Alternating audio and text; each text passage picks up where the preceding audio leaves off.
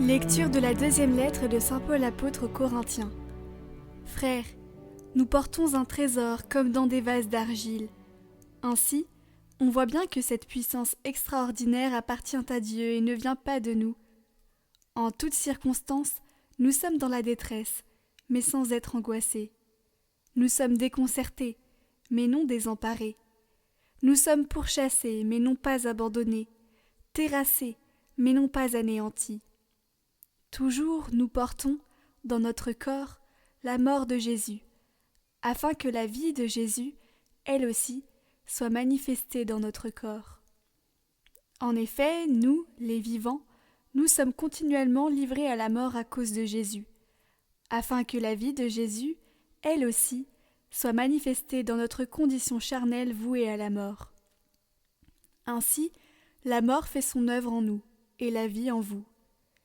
L'Écriture dit « J'ai cru, c'est pourquoi j'ai parlé ». Et nous aussi, qui avons le même esprit de foi, nous croyons, et c'est pourquoi nous parlons. Car nous le savons, celui qui a ressuscité le Seigneur Jésus nous ressuscitera nous aussi avec Jésus, et il nous placera près de lui avec vous. Et tout cela, c'est pour vous, afin que la grâce plus largement répandue dans un plus grand nombre fasse abonder l'action de grâce pour la gloire de Dieu.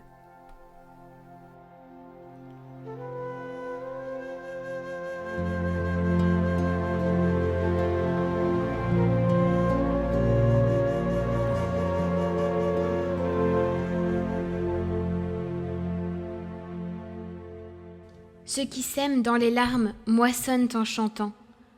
Quand le Seigneur ramena les captifs à Sion, nous étions comme en rêve.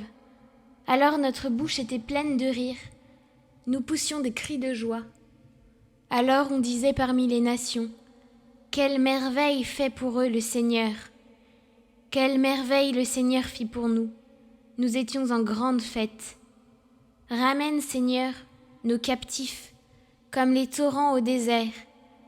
Qui sème dans les larmes moissonne dans la joie. Il s'en va en pleurant. Il jette la semence. Il s'en vient dans la joie. Il rapporte les gerbes. Ceux qui sèment dans les larmes moissonnent en chantant.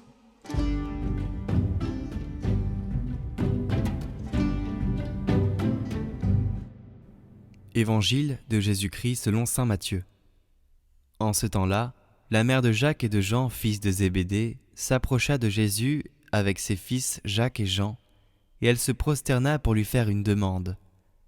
Jésus lui dit « Que veux-tu » Elle répondit « Ordonne que mes deux fils que voici siègent, l'un à ta droite et l'autre à ta gauche, dans ton royaume. » Jésus répondit « Vous ne savez pas ce que vous demandez. Pouvez-vous boire la coupe que je vais boire ?» Ils lui disent « Nous le pouvons. » Il leur dit « Ma coupe, vous la boirez. Quant à siéger à ma droite et à ma gauche, ce n'est pas à moi de l'accorder. Il y a ceux pour qui cela est préparé par mon Père. » Les 10 autres, qui avaient entendu, s'indignèrent contre les 2 frères. Jésus les appela et dit « Vous le savez, les chefs des nations les commandent en maîtres, et les grands font sentir leur pouvoir. Parmi vous, il ne devra pas en être ainsi. Celui qui veut devenir grand parmi vous sera votre serviteur, et celui qui veut être parmi vous le premier sera votre esclave.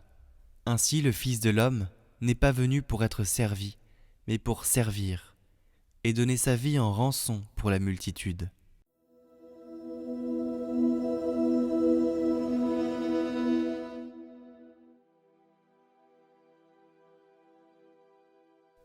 La méditation que nous a laissée Benoît XVI lors de son audience du mercredi 21 juin 2006. Chers frères et sœurs, aujourd'hui nous rencontrons la figure de Jacques.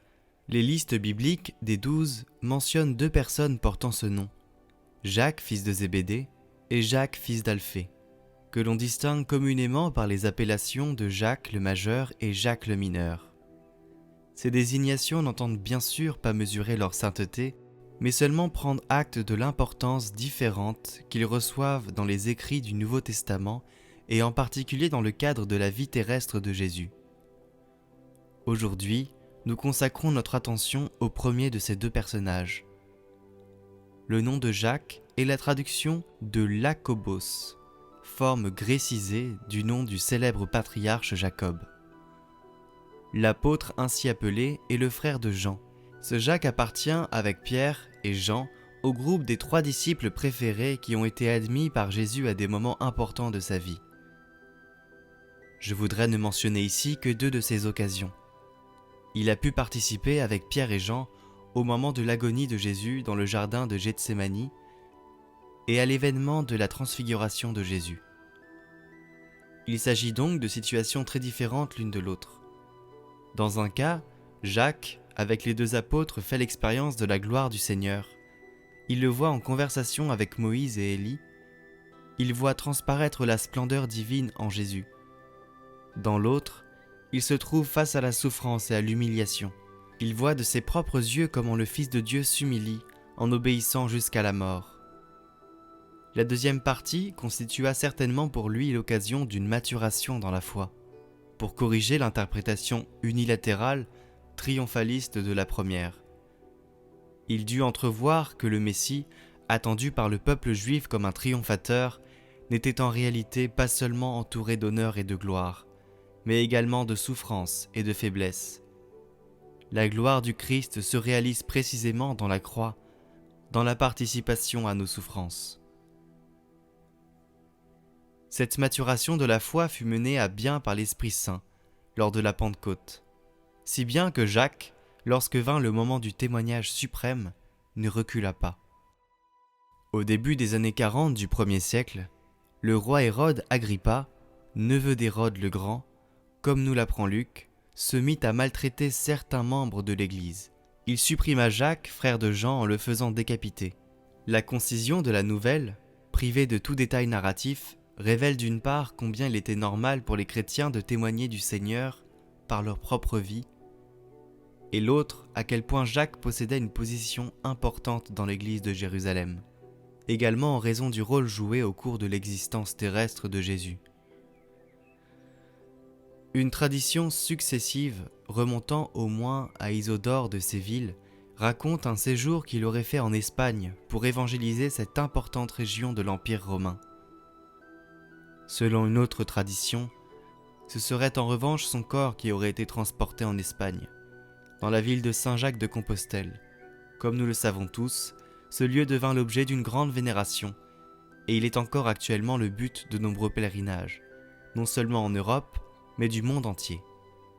C'est ainsi que s'explique la représentation iconographique de Saint Jacques tenant à la main le bâton de pèlerin et le rouleau de l'Évangile, caractéristique de l'apôtre itinérant et consacré à l'annonce de la bonne nouvelle, caractéristique du pèlerinage de la vie chrétienne. Nous pouvons donc apprendre beaucoup de choses de Saint Jacques, la promptitude à accueillir l'appel du Seigneur, même lorsqu'il nous demande de laisser la barque de nos certitudes humaines, l'enthousiasme à le suivre sur les routes qui nous indiquent au-delà de toute présomption illusoire qui est la nôtre, la disponibilité à témoigner de lui avec courage si nécessaire, jusqu'au sacrifice suprême de la vie. Ainsi, Jacques le Majeur se présente à nous comme un exemple éloquent de généreuse adhésion au Christ. Lui qui avait demandé au début, par l'intermédiaire de sa mère, à s'asseoir avec son frère à côté du Maître dans son royaume, fut précisément le premier à boire le calice de la passion, à partager le martyre avec les apôtres. Et à la fin, en résumant tout, nous pouvons dire que le chemin non seulement extérieur, mais surtout intérieur du mont de la transfiguration au mont de l'agonie, symbolise tout le pèlerinage de la vie chrétienne, entre les persécutions du monde et les consolations de Dieu, comme le dit le Concile Vatican II. En suivant Jésus, comme Saint Jacques, nous savons que même dans les difficultés, nous marchons sur la bonne voie.